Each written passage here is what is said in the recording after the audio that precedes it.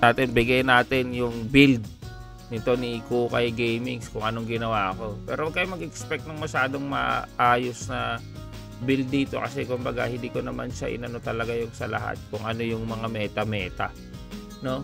Balasa naman yan, nakita nyo naman doon sa ibang mga video ng ibang content creators, just follow it. Pero ito lang sa akin, pakita ko lang naman. So sa stats, ayan, una 99 strength with 50 in 88 dex na 50. Bakit may mga halo-halo pa? Kasi nung una tinesting ko sa PvE, kapag pure int medyo mahina manipis, kaya nilang hinaluhaluan ko na lang, hindi ko na siya binago. So next, for the skills naman, ito, ayan, bash, magnum break, taunt, just pause nyo na lang yung video kung gusto nyo makita. Tenjure, Heart of Steel, yan, Spear Mastery, yan naman yung basic na ano ng ano. Ito Aura Blade, kailangan kasi ng Aura Blade nag-increase ng damage yan. Ito yun, each level of Aura Blade grants 30 attack. Concentration, Call of Justice, HP Light, Lord's Aura, Frenzy, ito panandagdag ko lang. Ito lang yung naging issue ko dito, no? Kasi sa Dragon's Breath nilagyan ko itong Rune Mastery. Yung iba kasing guide, ang sinasabi nila itong Dragon's Protection tsaka kung ano-ano pa. Pero kasi ang ginawa ko, ito na ng Rune Mastery, meron kasing int by 10, no?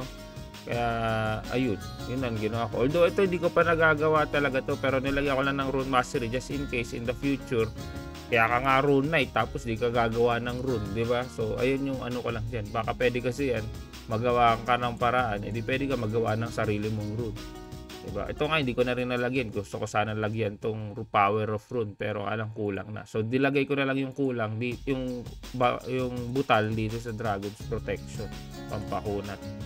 So ayan, ito sana ang gusto ko planin kasi yan may 10 attack yan, mataas yan attack pagkaan. Wala yun na yun. Ito palang skill, di ko na nilagyan itong PvP, kaya mo na yan, hindi naman ako mahilig sa PvP. Kayo na lang mag-comment kung ano ba ilalagay ko dyan. Sa totoo, promise, hindi ko naintindihan kung ano yung magandang ilagay dito sa PvP. Nakailang reset na ako dyan, paiba-iba. Next ay ang ano pa ba? Ay, yun, yung adventure handbook ko, ayan, 951766 yung M attack. Ito lang kasi hindi ko pa yan binukbukan dito ng mga headgear. Yung kasi problema, sabi nila gawa na daw ng headgear. Ako nung una sunod sa mga content creator, gawa daw headgear. Tapos katulad niyan, nung gumawa ako nitong Majestic Horn, Majestic Good, bigla naman nilabas dito sa ano, ito totoo yan dito, ilalabas din nila dito kaya ako hindi na ako gagawa, hintayin ko na lang yan, lalabas din naman nila, ipapakaano. So tignan nyo ha, katulad nito, ito tong parang Thundercloud na to, malaki nga yung bibigay niyan, M attack, pero nga lang sayang kasi yung pera, ipang refine mo na lang or pang ano mo ng ibang handbook, ibinibigay din naman kung nasa sa iyo yan, yan, isipin mo to, bibilig ko yan, 8.5 million, sayang. Kung nasa sa inyo yan kung ano. Ako ang ginawa ko na lang dyan, ang binukbukan ko na lang ito itong mga furniture.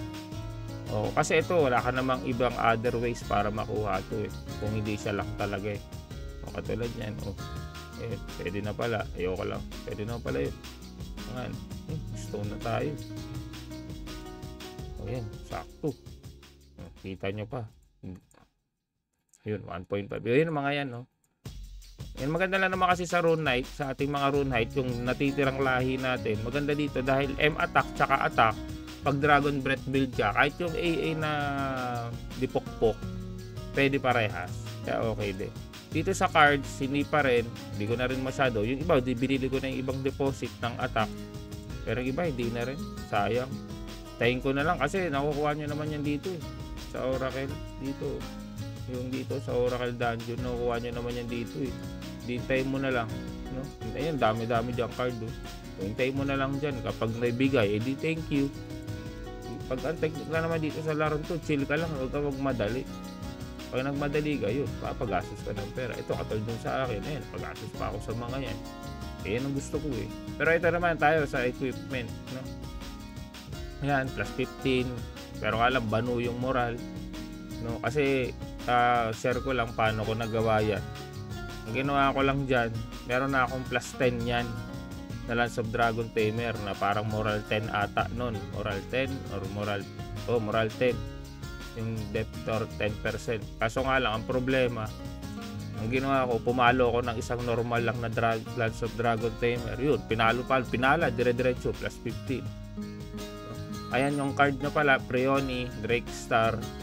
Ito rin, Bashful, may Walter, may deposit din yan. Ito, bago lang to, tinesting ko medyo mas malakas ng onti lang. Onti lang sa monocle, pero mas malakas pa yung monocle. Pag mataas yung ups. Ito, ayan, kasi hindi yung pinaka-best in slot daw. Ito, kaya ko lang naman to kinuha to, sa totoo. Pwede naman dito yung sweepy, saka yung iba pang back Pero ito kinuha ko kasi yung movement speed. Pag nagbo-boss hunt kasi, mas importante sa akin yung movement speed. Ganun din naman, para press naman nyo naman halos one hit na yung mga boss Paunahan na lang.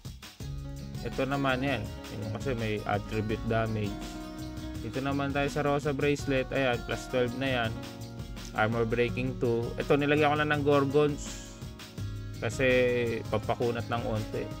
Ito naman, Staunch Armor, Moral 2, tapos Ignore Death.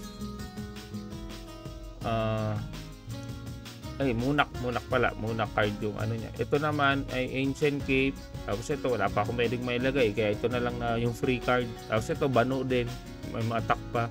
Katulad nung isa ko, nito, nag-ups lang ako niyan. Meron ako niyan na Divine Blessing 1 yata nung isa, nasuot ko na plus 12. Kasi yun lang technique ko no? Kapag Banu yung enchant ng aking hindi ako nag-ups ng mga nung suot ko. Mag-ups ako yung iba, yun yung pinaglalaroan ko. Kasi kapag pinaglaruan mo yung equip mo, kapag yan naging plus 3, wala na, nguy-nguy ka na. Mag-quit ka talaga dyan. Kaya nakita nyo dami nag-quit, diba? Kasi kunyari, main weapon nila, yan, ito.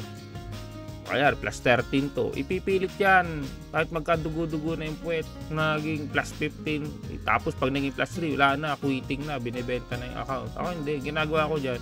Hanap ako ng extra. Yan, wala. Kahit ito no, plus 12, plus 10, plus 12 yung original ko yan. O yun. Nabenta ko rin naman. Okay, ang ginagawa ko, nakita nyo yun, yung yung dun sa, ko, yung dun sa isa ko, binibenta ko rin lang yung mga, bumibili pala ako ng mga, yung mga basag na lang na plus 3, tapos mag-safe enhance na lang ako.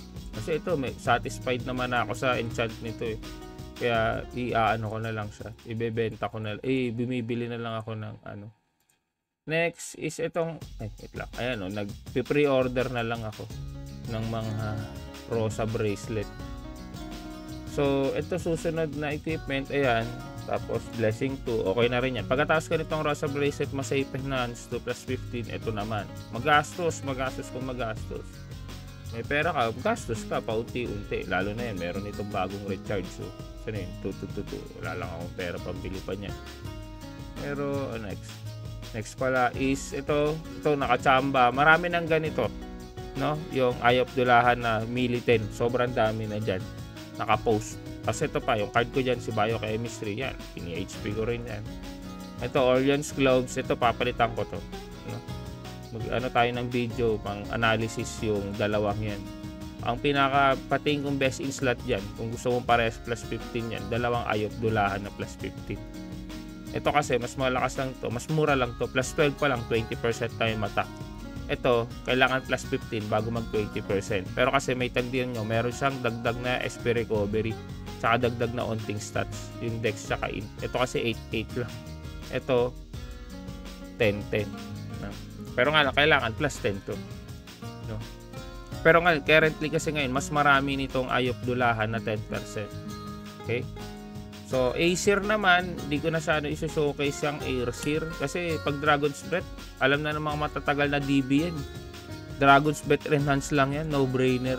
Yun lang yun. Tapos lahat ng papataas ng damage, yung Aura Blade, ayan, Dragon na Breath Enhance, Cavalry Mastery, Aura Blade Empower, yung Spear Mastery, yun lang naman kailangan yan. Saka Sink or Swim, Call of Justice, tapos. Wala nang yan. So, ano pa ba ang iso-showcase ko dito? Wala na siguro. Mga yan, wala. Tsaka ko na pagbubuksan yan. Chill nga lang tayo chill lang, no? Sige, peace out, see ya.